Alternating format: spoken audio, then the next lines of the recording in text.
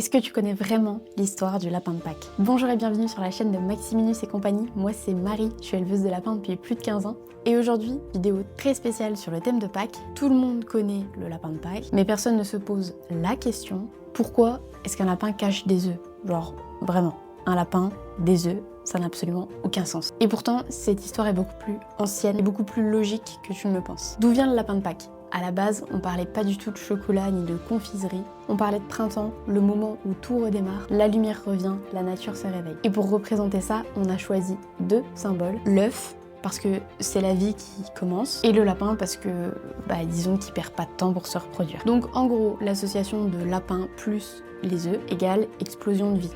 J'ai fait un gros raccourci parce qu'il y a aussi des histoires de croyances et de religions qui entrent en ligne de compte, mais je trouve que ça n'a pas complètement sa place sur la chaîne. Donc c'est pour ça que je passe cette étape et que je fais un raccourci là-dessus. En Allemagne, il y a une histoire qui apparaît au XVIIe siècle, un lièvre mystérieux qui pond, qui viendrait déposer des œufs colorés pour les enfants, qu'on appelle l'Osterhase, littéralement le lièvre de Pâques ou le lièvre du printemps. Oui, un lièvre qui pond des œufs. Objectif, regrouper deux symboles de vie que sont le lapin et les œufs. Les enfants fabriquent même des petits nids pour l'attirer et on retrouve un petit peu la même chose en Angleterre. En Allemagne, ça va plus être le lièvre qui pond des œufs et qui dépose ces fameux œufs colorés. En Angleterre, ce sera plutôt un lapin. Ensuite, cette histoire va traverser les frontières puisqu'au XVIIIe siècle, donc 100 ans plus tard, il y a des milliers d'Allemands qui émigrent aux États-Unis et qui emportent cette tradition avec eux. Les Allemands ont apporté leur lièvre et les hamburgers. L'industrie du chocolat va s'en emparer au 19e siècle, donc encore 100 ans plus tard, et les œufs deviennent d'abord en sucre, puis en chocolat. Pourquoi des œufs?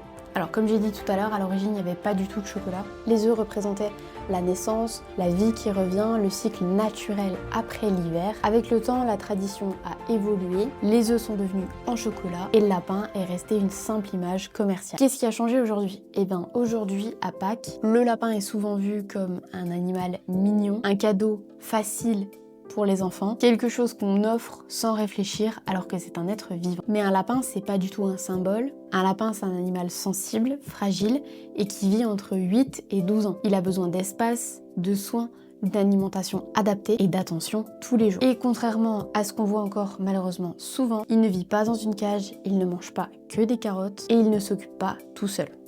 C'est un être vivant à part entière. Qu'est-ce qui se passe après Pâques? Eh bien je vais être direct, chaque année, après Pâques, des dizaines voire des centaines de lapins sont abandonnés. Pas forcément dès le lendemain, quelques semaines voire quelques mois plus tard. Pourquoi? Parce que ces lapins-là sont des achats impulsifs, que leurs besoins sont mal compris et les comportements peuvent surprendre. Très souvent, ça arrive à l'adolescence, quand le comportement du lapin va un petit peu changer par rapport à quand il est tout petit. Chaque année, je suis appelée pour savoir si j'ai des lapins blancs que je peux livrer pour déposer dans le jardin. Oui, chaque année, malheureusement.